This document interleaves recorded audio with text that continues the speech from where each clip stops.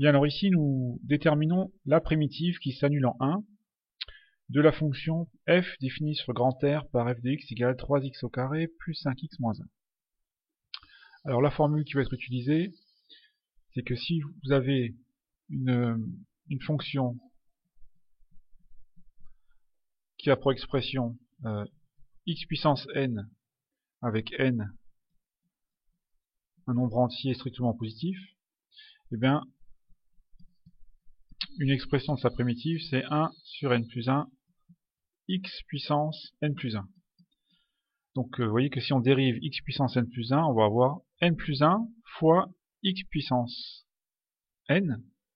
Et donc là, n plus 1 sur n plus 1 va simplifier, ça fera 1, et puis bien x puissance n. Donc ça, c'est l'expression d'une primitive de x puissance n. C'est ça qui va être utilisé. Donc là, j'ai 3x au carré. Donc je laisse 3. Donc x au carré, donc je vais poser petit n égale 2, dans cette formule. Il faut que j'écrive 1 sur 2 plus 1, donc 1 sur 3, x puissance 3.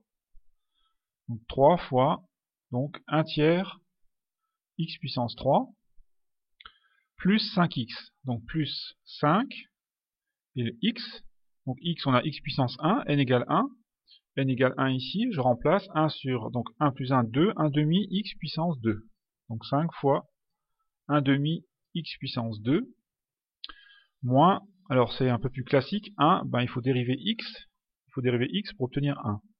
Donc ça c'est l'expression d'une primitive de la fonction petit f.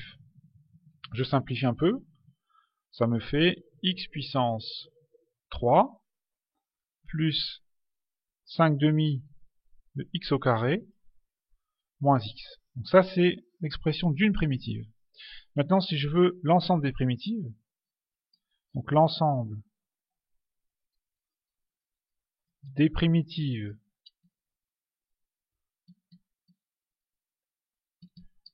de f et de la forme,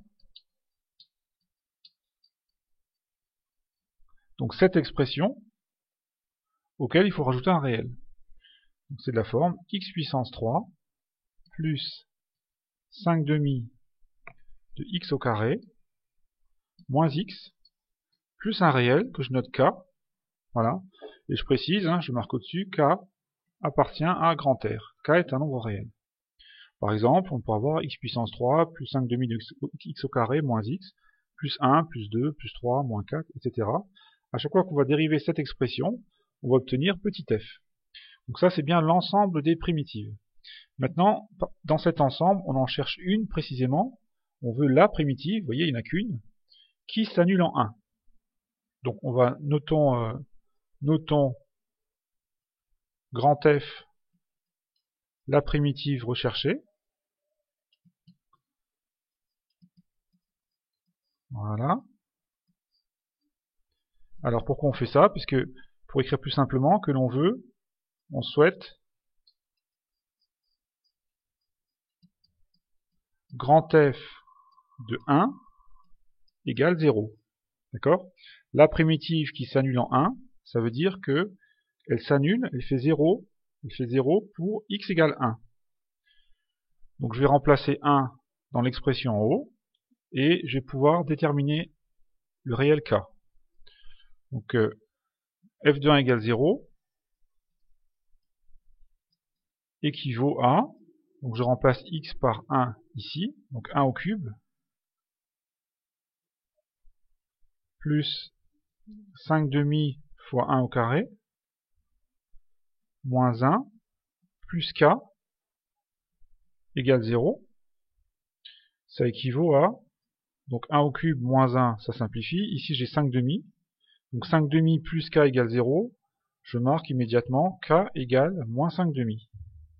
Voilà, j'ai déterminé le réel k, qui fait qu'on obtient la primitive qui s'annule en 1 parmi l'ensemble de toutes ces primitives.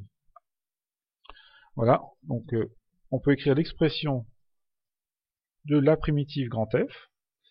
Grand F de x, c'est donc x au cube, comme ici, plus 5 demi de x au carré, moins x, et alors plus k, j'ai obtenu k égale moins 5 demi, donc moins 5 demi.